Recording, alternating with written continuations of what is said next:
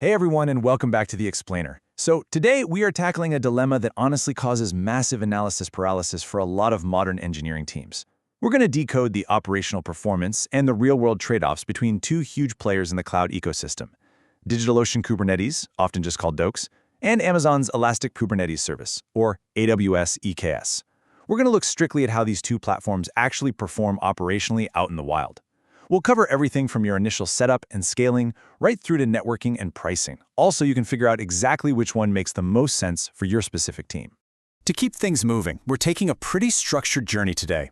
We'll start by unpacking the managed Kubernetes dilemma, then we'll look at the brains of the control plane, scaling the brawn with worker nodes, untangling the networking experience, and finally, we'll wrap up with pricing and cost predictability.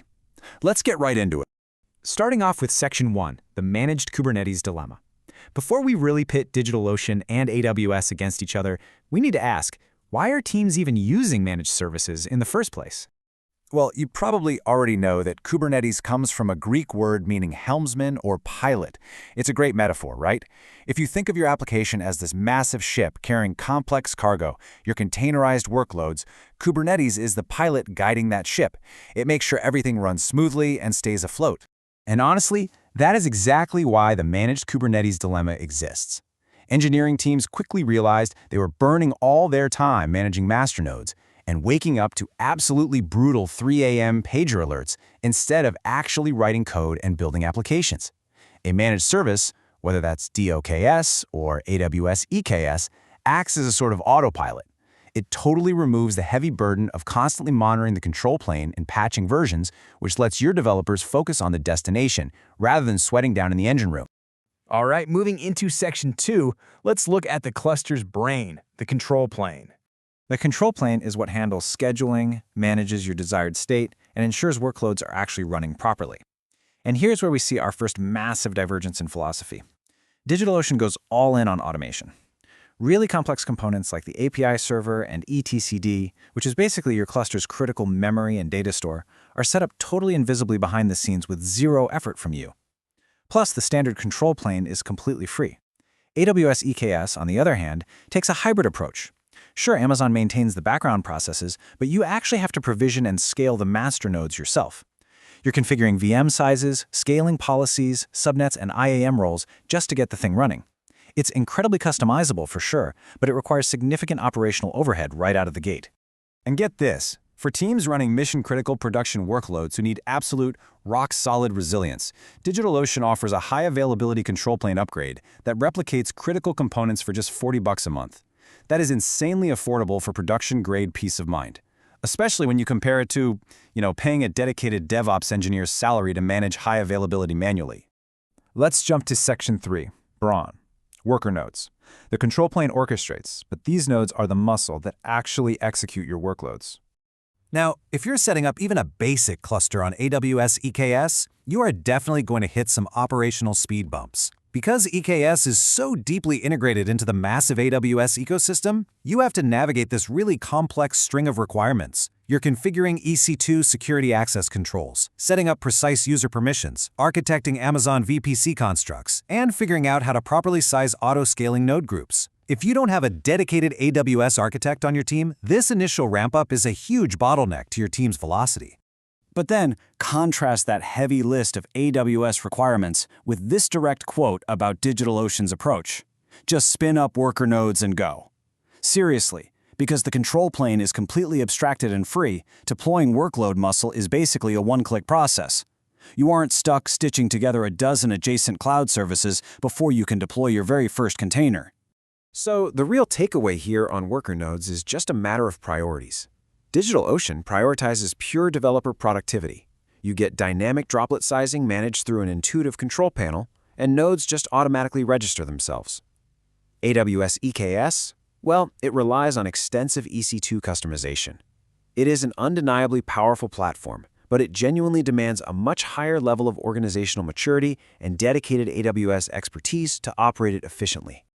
Moving right along to Section 4, the networking experience, how we actually connect the dots. We all know networking is notoriously one of the fastest ways to totally break a Kubernetes cluster if you don't know exactly what you're doing.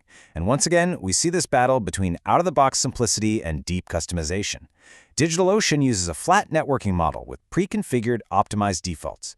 You don't have to deal with complex CIDR management, which is essentially doing a bunch of IP address routing math, and it automatically helps you dodge common nightmares like IP exhaustion.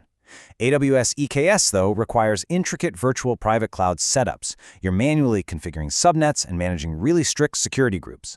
Neutrally speaking, if you have a massive, multi-region enterprise architecture, that level of granular integration is exactly what you need. But if your goal is just to deploy an app, it's a really steep hill to climb. DigitalOcean basically bakes all these foundational network pieces right in. That way, developers can focus on scaling the application rather than fighting network configurations. You get automatic pod IPs, VPC peering, and load balancing instantly, right alongside built-in Nginx controllers. But the absolute biggest win for your operational budget? Zero data transfer costs within regions. Which brings us nicely to Section 5, Pricing and Cost Predictability, Financial Performance. Because at the end of the day, operational ease means absolutely nothing if you can't predict your return on investment. Let's really spotlight this number for a second. $72 a month, or roughly 10 cents an hour. That is the baseline cost just to have the AWS EKS control plane running per cluster. And keep in mind, that does not include your worker nodes, your storage, or your network traffic. That is literally just the toll to enter the highway. When you look at the pricing models side by side, a very clear narrative emerges. DigitalOcean is built for financial predictability. They use a straightforward pay-as-you-go, per-second billing model that's based purely on the compute resources you actually provision. Their worker nodes start at just $12 a month, and remember, no hidden fees for the control plane. AWS EKS introduces so many more variables. Your final bill is a compiled charge spanning EC2 instances, load balancing distributions, inter-region data transfers, and CloudWatch monitoring. It's incredibly elastic and scalable for massive enterprises, but it can be absolutely exhausting for a smaller team trying to predict their exact monthly spend. So, bringing it all together, spoiler alert, there is no single winner here. It really depends entirely on your team's maturity and your specific goals. DigitalOcean Kubernetes is the ideal platform for lean startups and digital natives who value simplicity, transparent pricing, and just want to focus strictly on building their apps. AWS EKS is built for massive enterprise DevOps teams that genuinely require deep, multi-region customization and tight integration into an existing AWS ecosystem. I want to leave you with a thought that brings us right back to our original metaphor of the Kubernetes helmsman. When you're evaluating your operational performance, ask yourself this: does your team actually have the resources, the time, and the deep expertise to build a ship's custom navigation system from scratch? Or do you simply need an autopilot that lets your developers focus entirely on reaching the destination? Honestly, your answer to that question is going to tell you exactly which cloud provider to choose. Thanks so much for joining me on this explainer, and keep building.